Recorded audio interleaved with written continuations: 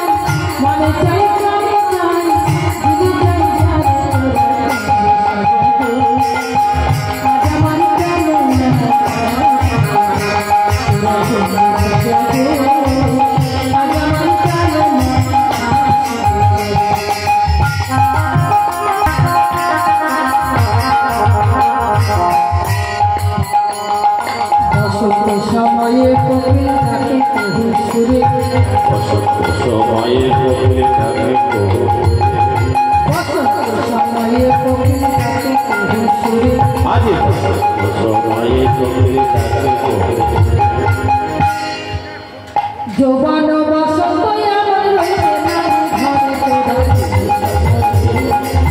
আজ আমার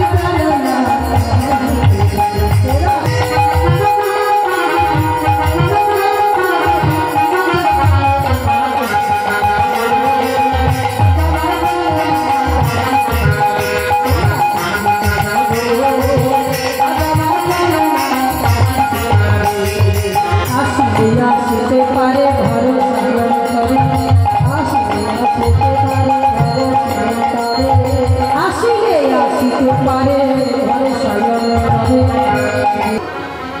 এবার নিজের ঘরে ফিরে এসে ওই ফুল দিয়ে সুন্দর করে কুঞ্জটাকে সাজাচ্ছে।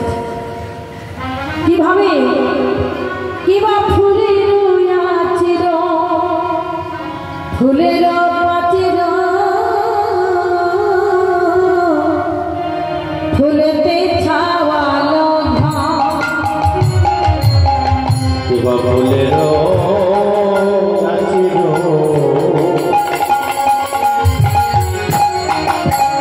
অতি যতনে করে কুঞ্জ সাজায়, রতন করে কুঞ্জ সাজায়। সুন্দর করে ওই ফুল দিয়ে কুঞ্জখানি সাজায়, সাজিয়ে ধূপ দীপ প্রজ্বালিত করে রাধারানী আশা পথে নয়ন দিয়ে বসে আছে। এদিকে নিশি অতিবাহিত হয়ে গেল, কিন্তু তার বধূ এলো না। প্রভাতকালী রাধারানী ললিতাকে ডেকে বলছে, ওরা ও ললিতা, আমি কি অপরাধ করেছিলাম আমার বধূর চরণে? এখনো পর্যন্ত আমার বধূ এলো না। মালা নিব না, নিব না, নিব না, অপ্রসাদী মাল্য চন্দন আমি নিব না, নিব না। ও মালায় কৃষ্ণ অঙ্গের গন্ধ বেদে না, মালা নিব না, নিব না, মালায় কৃষ্ণ অঙ্গের কণ্ঠ মেটে মালা নিব না এই কথা বলে এক ঢেউ দিয়ে ওই মালা কুলে তুলে যেই কুলে তুলে দিয়েছে রাধারানী পাঁচু ফিরে তাকিয়ে দেখলো যে ওই মালা নিয়ে রাধারানী বলছে, ললিতা অপ্রসাদী মালা বলে যমুনা পর্যন্ত গ্রহণ করল না, চল ঘরে ফিরে যায়। তাই কি করল, সেই ফুলো মালা ডালা নিয়ে আবার ঘরে ফিরে এসেছে। ঘরে ফিরে এসে রাধারানী বসে বসে কাঁদছে, এই জনকটা আমার বৃথায় চলে গেল। বধূ তুমি তো এলে না, জানি না কেন আমার কুঞ্জে তোমার সেবায় লাগলো না। এই কথা বলে রাধারানী কাঁদছে। এদিকে গোবিন্দ আমার রুনুঝুনু রুনুঝুনু রব করে চন্দ্রাবলীর মন্দির পাশ দিয়ে চলে যাচ্ছে। চন্দ্রাবলীর সখী পদ্মা গোবিন্দকে দেখতে পেয়ে চিৎকার করে উঠে বলছে, হ্যারি ও চন্দ্রা, ও কি চন্দ্রা যাই রে বাজে ঝানানা ঝানানা বাজে রে ঝানানা ঝানানা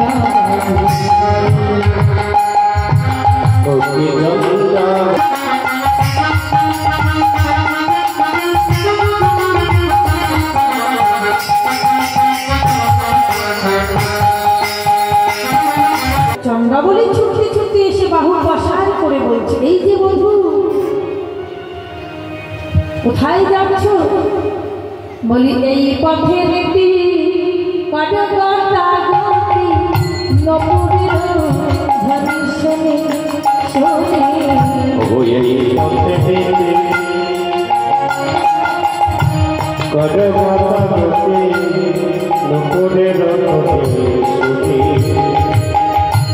রাধার সনে আমাদের লইয়া আমি বলছি একা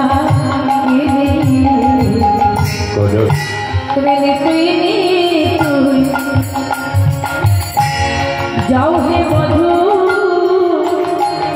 তুমি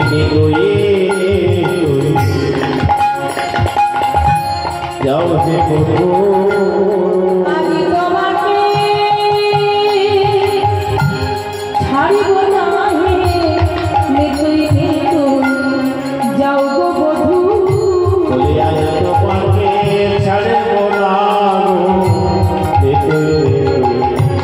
যাও হে বধূ হরি বল হরি বল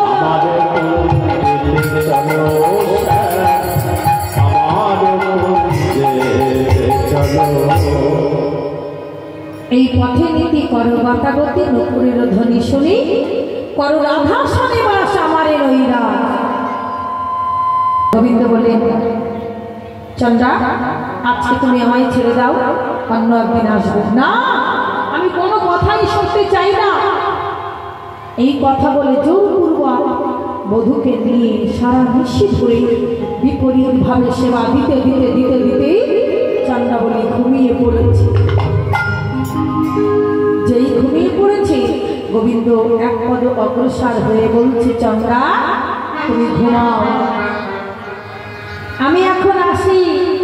আমি ঘুমানো ঘরে থাকি না, যেজন জেগে বসে থাকে সেই জাগা ঘরে আমি থাকি।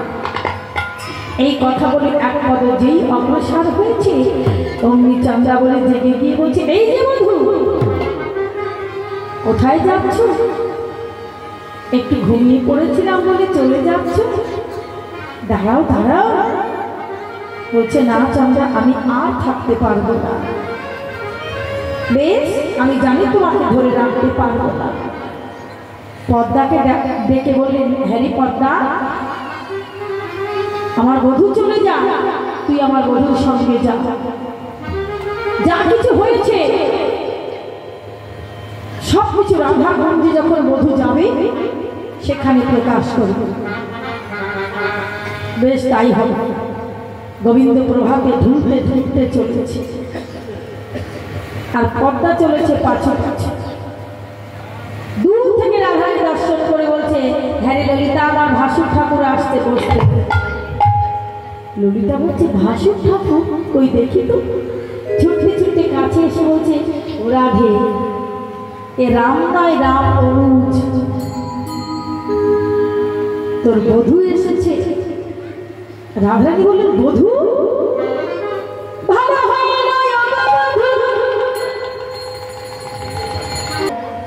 সারাটা দিন ভালোই যায়, শুভ হয়ে থাকে, কিন্তু শ্যামলা গো, এই যে দেখুন কালিয়া রে, গত নিশি কোথায় ছিল? হ্যাঁ, আসবার কথা ছিল তো আমার কুঞ্জে, তোমার কি মনে নাই? নিঠুরিকা কালিয়া রে,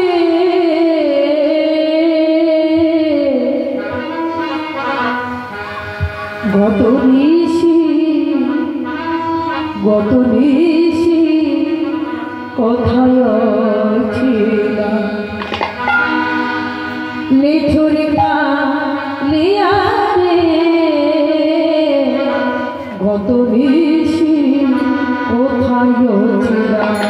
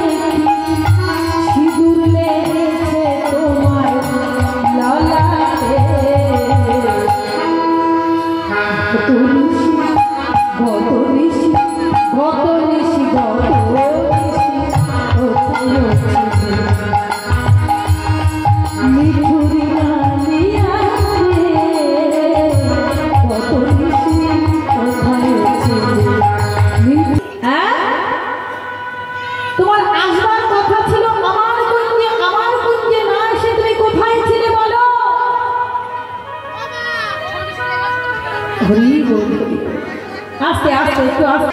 আচ্ছা, আমার পালে একবার চাও, চেয়ে দেখো তো। আয় আয় পড়েছে চোখে কাজল এলো আভা, ভালে সে সিঁদুরের বিন্দু মনির মন লোভা। তোমার ললাটে সিঁদুর লাগলো কিভাবে? সর্বনাশ। গোবিন্দ ছলনার আশ্রয় নেবে যে কিভাবে আমি এখন প্রশ্নের উত্তর দেব। হাই হাই, কি করি এখন? তাড়াতাড়ি একটু বানিয়ে বানিয়ে বললেন। ছলনার আশ্রয় মানে বানিয়ে বানিয়ে বলো। তো বলছে, কি হয়েছে জানো রাধে? ওই গতকাল আমি গিরি গোবর্ধন পূজা করতে গিয়েছিলাম। তো গিরি গোবর্ধন পূজা করতে গিয়ে প্রণাম করতে হয় পূজা অন্তে।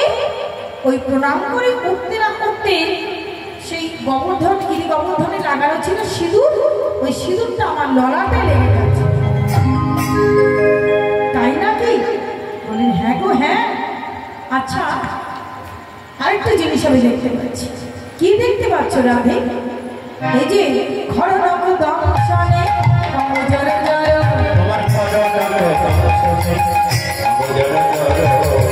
খড়নক দংশনে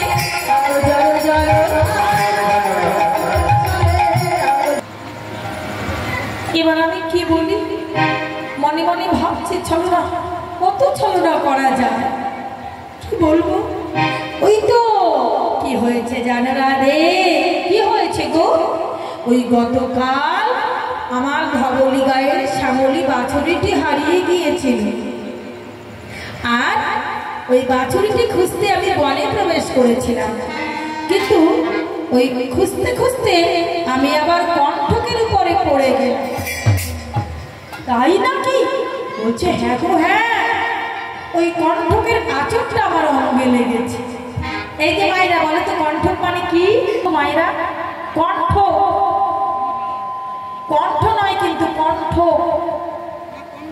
কাটা। বাহ, আমার এই ভক্তিমতী মা উত্তরটা দিলেন, কণ্ঠক মানে কাটা। তাহলে কাটার আঁচড়টা লেগেছে গোবিন্দের অঙ্গে।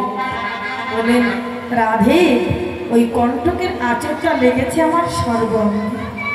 তাই নাকি? রাধারানী কিন্তু বুঝতে পারছে গোবিন্দ ছলনার আশ্রয় নিয়েছে। কিন্তু আরেকটা প্রশ্ন আমি করব। আমার প্রশ্ন? হ্যাঁ গো হ্যাঁ, তোমার অঙ্গে আমি দেখতে পাচ্ছি। অঙ্গে? সর্বনাশ, আগে বলেনি, তারপরে তুমি দেখবে। এই যে তোমার অঙ্গে আছে দাদার শাড়ি না দিদির শাড়ি, দাদার শাড়ি না দিদির শাড়ি, বলে বলে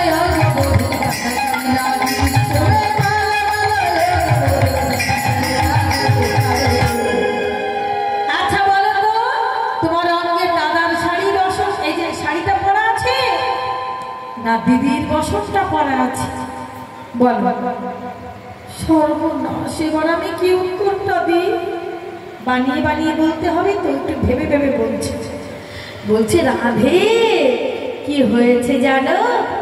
গতকাল আমার দাদার শয্যা পরে আমি শয়নে ছিলাম।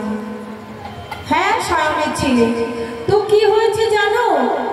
আমার হয়েছিল মদন জ্বর, আর এমনই সময় তোমার কথা মনে হয়েছিল। তোমার কথা মনে হওয়াতে আমি তাড়াতাড়ি করে উঠতে গিয়ে আমার দাদার বসনটার সঙ্গে আমার বসনটা পাল্টা পাল্টে আর উত্তর দিতে পারলো না, পরাজিত হয়ে গেল। এমনই সময় পদ্মা ছিল দাঁড়িয়ে, সবই শ্রবণ করেছে। পদ্মা বলছে রাধে, তাহলে আমি বলি, তোর বধূ এতক্ষণ যা বললো সব ঝুট বাবা, অর্থাৎ সবই মিথ্যা কথা। আমি বলছি শোন, তোর বধূ গত নিশীতে তোর কুঞ্জে আসবার কথা ছিল, কিন্তু তোর কুঞ্জে না এসে তোর বধূ গিয়েছিল ওই চন্দ্রাবনের কুঞ্জে। তাই নাকি? এই কথা বলে পদ্মা চলে গেল, আর রাধারানী রেগে গিয়ে বলছে ললিতা, ওকে চলে যেতে বল ললিতা, ওই বদন আমি দেখতে চাই না। চন্দ্রা যদি সেবা নাই বা জানবে, ও কেন এমন করে সেবা করবে? ও কেন আমার কাছে এলো না? আমি হাতে ধরে সেবা শিখিয়ে দিতাম। ওকে চলে যেতে বল। ওরাই বিনোদিনী মানে হইল মা, ওরাই বিনোদিনী মানে হইল মা, ওরাই বিনোদিনী মানে হইল মা।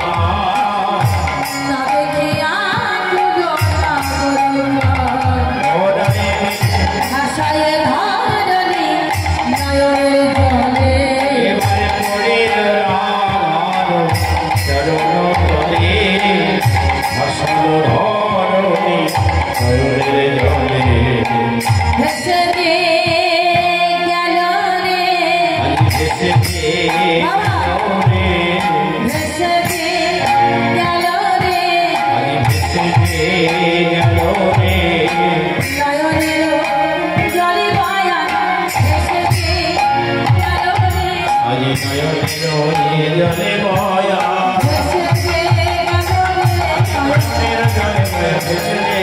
রে। এই দেখো আমার বাঁশি, বাঁশি আমার জীবন, বাঁশি আমার যৌবন, বাঁশি আমার সর্বস্ব ধন। এই প্রাণের সমবাসী আমি তব চরণে অর্পণ করে দিলাম। এবার তুমি আমাকে ক্ষমা করে দাও। কিছুতেই ক্ষমা করে দিল না, চরণ দুটি জড়িয়ে ধরে কাঁদছে, ক্ষমা করে দাও, ক্ষমা করো, ক্ষমা করো, ক্ষমা করো। কিছুতেই ক্ষমা করল না। হরি গোবিন্দ মনে মনে ভাবছে, রাধারে যদি ঠাই না দেয় তাহলে এই বদনটা আমি কাউকে দেখাবো না, এই প্রাণ আমি বিসর্জন করব। এই কথা বলে কাঁদিতে কাঁদিতে শ্যাম করিল গমন। আজে কাঁদিতে কাঁদিতে শ্যাম করিল গমন।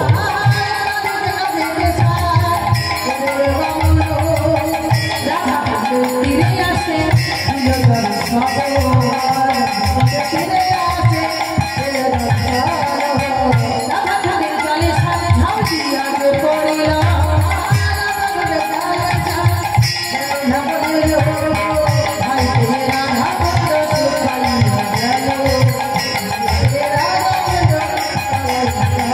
রাধাকুণ্ড আমার বধূকে তুই হরণ করে নিলি, তখন আমি কি জবাব দেব?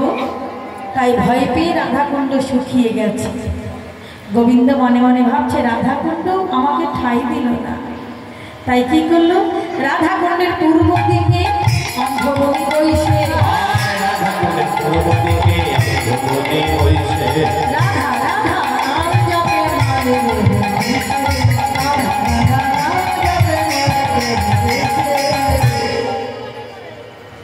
ওই দূর থেকে গোবিন্দ রুনুঝুনু রাম করে অন্ধমণির কাছে এসে দাঁড়িয়েছে। আর অন্ধমণি বলছে, কে হে তুমি? বললেন, আমি রাধা অপরাধী। রাধা অপরাধী শুনে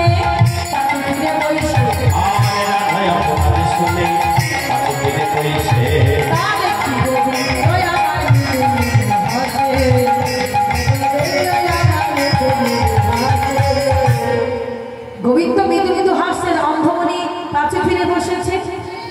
তো অন্ধমণিকে বলছে, এই যে অন্ধমণি, তুমি তো অন্ধ, তো তুমি আমায় দেখে পাশে ফিরে বসলে কেন? তোমার সম্মুখেও বাকি আর পিছন দিকেও বাকি। বললেন, আমি জানি তুমি নয়নদীর, আমি ইচ্ছা করলে নয়নটাকে ফিরিয়ে দিতে পারো, কিন্তু নয়নে ফিরে পেয়ে রাধা অপরাধীর বদন আমি দর্শন করতে চাই না। তখন গোবিন্দ মনে মনে ভাবলো, অন্ধমণি আমাকে ঠাই দিল না, তাহলে এই বদন আমি কি করবো? কাউকে দেখাতে পারছি না। তাই নিরুপায় হয়ে যমুনার কূলে পেয়ারি পেয়ারি বলে কাঁদছে। এদিকে সুখ শাড়ি দুইজনে দ্বন্দ্ব করছে, সুখ আর শাড়ি। শাড়ি প্রতি সুখ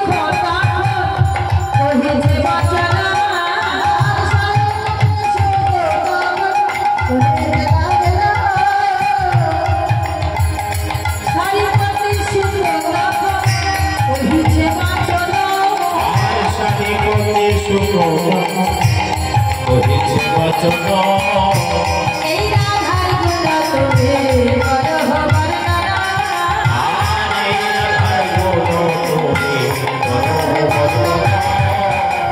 এই রাধার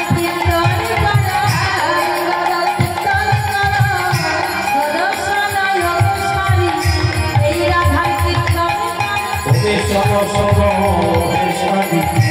এই রাধার কীর্তন হরিবল হরিবল। এই যে সুখ শাড়ি দ্বন্দ্ব করছে, শাড়ি প্রতি সুখ তখন কহিছে বচন। সুখ হচ্ছে গোবিন্দের পোষা পাখি, শাড়ি হচ্ছে রাধারানীর পোষা পাখি। দুইজনে দ্বন্দ্ব করছে, ঝগড়া করছে। সুখ শাড়িকে বলছে, তোমাদের রাধারানী বলি দয়া নাই, দয়া নাই,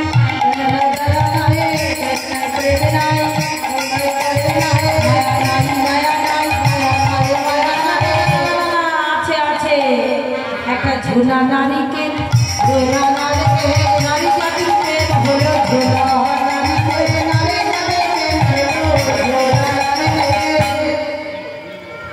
তোমাদের নারী জাতির প্রেম হলো ঝুনা নারকেল। এই যে ও ঠাম্মা, ঝুনা নারকেল দেখতে কেমন গো? হাই হাই বলছে, খুব নরম নরম, শক্ত, উপরটা কেমন দেখতে? শুকনো। হ্যাঁ, তারপরে কি থাকে গো? কঠিন পদার্থ মালা।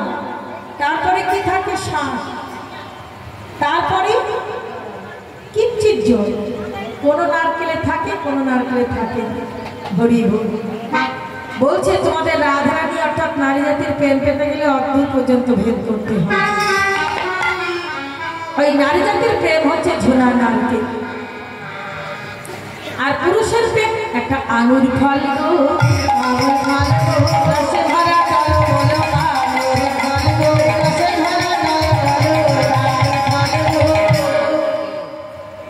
আচ্ছা বলো তো আঙুর ফল খেতে কেমন? খুব মিষ্টি। এই যে খুব মিষ্টি, মায়েরা বলো না, বেশিরভাগ টক। পুরুষের প্রেমে টক আছে, আর নারী জাতির প্রেম একটা চিনির পুতুল গো।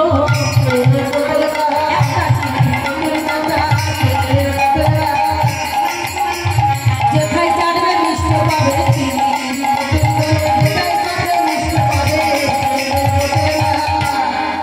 চিনির পুতুলকে যেখানে দাঁড় করিয়ে লেহন করবে চাটবে, সেখানে মিষ্টি পাবে। চরণে চাটবে লেহন করবে, মিষ্টি পাবে। বদনে বক্ষে চাটবে লেহন করবে, মিষ্টি পাবে। তাহলে নারী জাতির প্রেম হচ্ছে চিনির পুতুল, আর পুরুষের প্রেম একটা ইক্ষুক দণ্ড।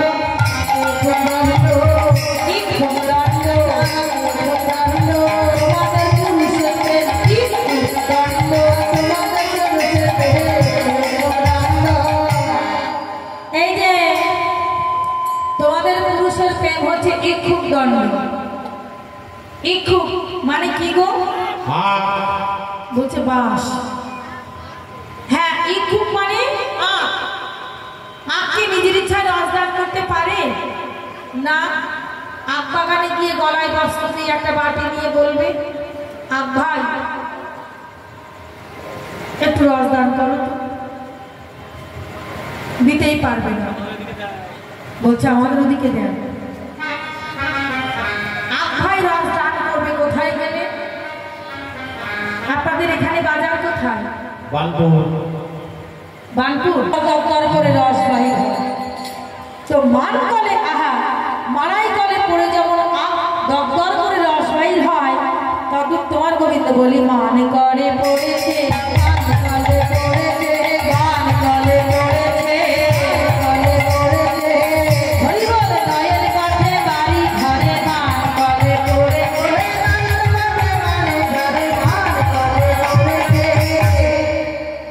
আজ যেমন কলে পড়ে রস বাহির হচ্ছে, তোমার গোবিন্দ মান কলে পড়ে ওই দেখো নয়ন পথে বাড়ি ধরছে, কাঁদছে। সুখমুখে শনিধরে ওই ছাড় বচন, ওই ছাড় বচন আপনার চরণ পথে করে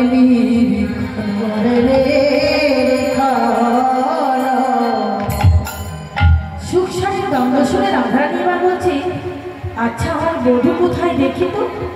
কিন্তু চেয়ে দেখলো বধূ না। ললিতাকে বলছে, ললিতা আমার বধূকে এনে দে। ললিতা, এই মান করে কেউ কাঁদে? তাহলে মান কেন করেছিলি?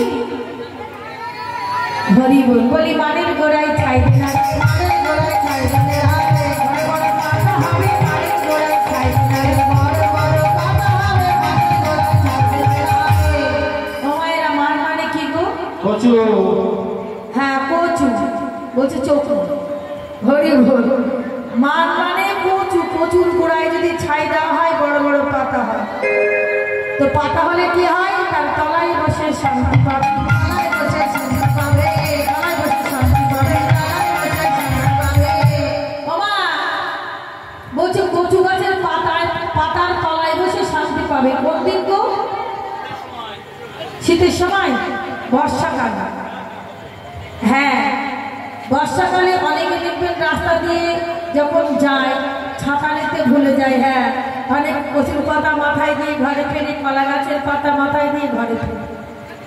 তো বলছে এই কচু গাছের পাতা নিতেই শান্তি পাবে। বেশ, আমার বধূকে এনে দে। এনে দিলে কি দিবি? বলছে যখন তোর বধূকে এনে দেব, যখন তুই যুগল হয়ে দাঁড়াবি, তুই দিবি তোর বামে চরণ, তোর বধূ দেবে দক্ষিণ চরণ। যুগল চরণ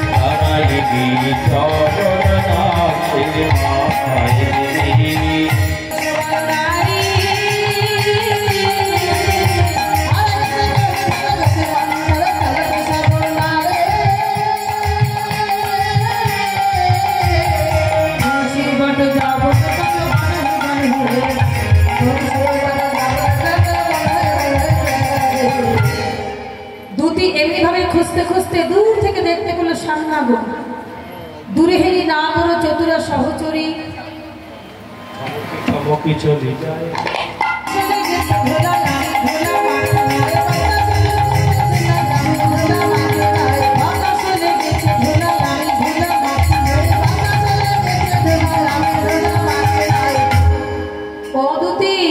আমি ধুলা মাখি নাই বাতাসে লেগেছে ধুলা আমি তো তোমায় নিতেই আসি না রে তোমায় নিতেই আসি না রে তোমায় নিতেই আসি না রে তোমায় নিতেই আসি না রে অদুতি তাহলে তুমি কেন এসেছো ওই তো রাধারানী মান করেছে মান রাজাকে পূজা দেবার জন্য বনে ফুল চয়ন করতে এসেছি তাই নাকি তো আমার কথা বলছে না না না দ্বিগুণ মান বেড়েছে তাই পূজা দেবার জন্য ফুল চয়ন করতে এসেছি পেয়েছো বলছে একটি কৃষ্ণ কলি ফুল আমি পেয়েছি কিন্তু গত বিশেষে ঝরে পড়েছে তাই না কি বলছে হ্যাঁ গো হ্যাঁ তাহলে আমার কথা কি তোমাদের রাধারানী বলছে না কিভাবে মিলবো বলো আচ্ছা উপায় একটা আছে চুড়িয়ালির বেশে যদি যেতে পারো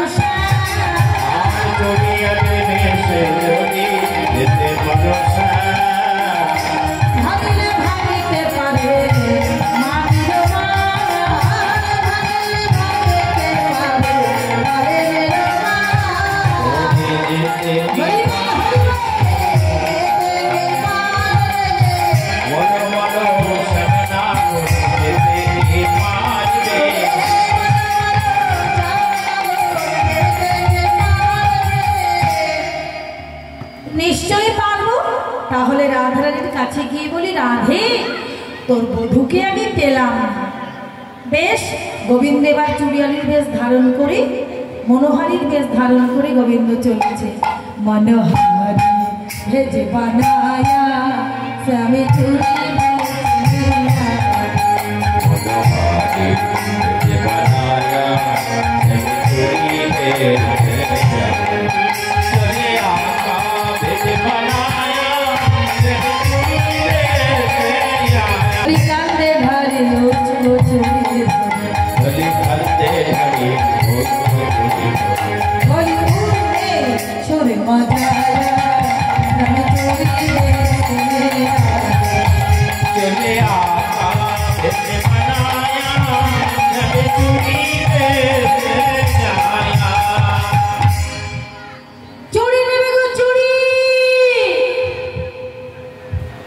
শুনতে পেল কে রাধা নে শুনি ললিতা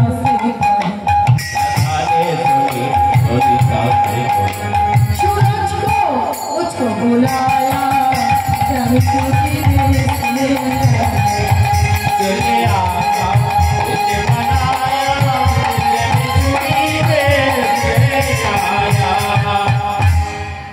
কি বলছে চলি আকা ভেদি বানায়া সব চুরি বেচতে আয়া হরিগণ এমনি ভাবে শুনতে পেল কে রাধারানী শুনতে পেয়ে ললিতাকে বলছে ললিতা একজন চুড়িয়ালি যাচ্ছে একটু ডাকতো তখন ললিতা গিয়ে বলছে এই যে চুড়িয়ালি তোমাকে ডাকছে রাধারানী বেশ এবার কিছু কাঁচের চুড়ি ধরে নিয়ে চুড়িয়ালি রাধারানীর কাছে এসে বড় করে ঘোমটা দিয়ে বলছে দেখো তো কোন চুড়িটা তোমাদের রাধারানী ভালোবাসে তখন রাধারানী ঝুলির ভিতরে হস্তখানি দিয়ে বলছে चूड़ी लाल नहीं पहने चूड़ी हरी नहीं पहने चूड़ी लाल नहीं पहने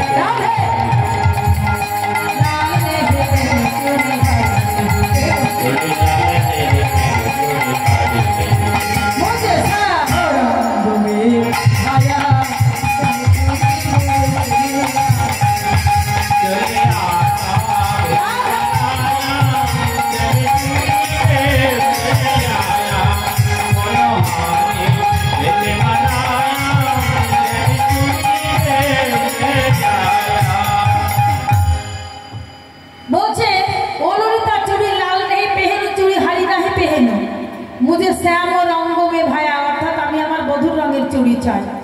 বেশ তাই হবে।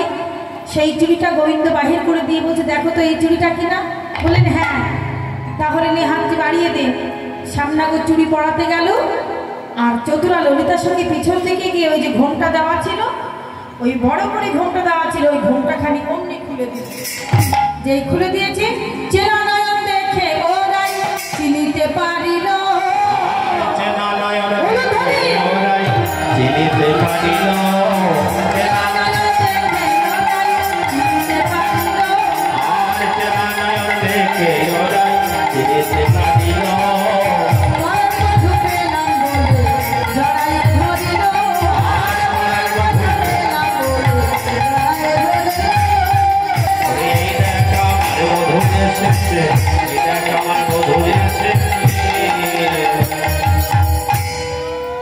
তোরা শাক বাজা উলু দে, এই দেখ আমার বধূ এসেছে। ললিতা বলছে, রাধে কৃপা করে যখন বধূকে পেয়েছিস, বধূর বামে গিয়ে দাঁড়া, যুগল দর্শন করে আমরা শাড়ি গাইতে লাগি। তাই যুগল দর্শন করে সখীগণ শাড়ি গাইছে। দেখুন, লীলা পরিবেশন করতে গিয়ে যাহা কিছু ভুল ত্রুটি হয়ে করো, কৃষ্ণ নামের সুপ্রিয়া করো।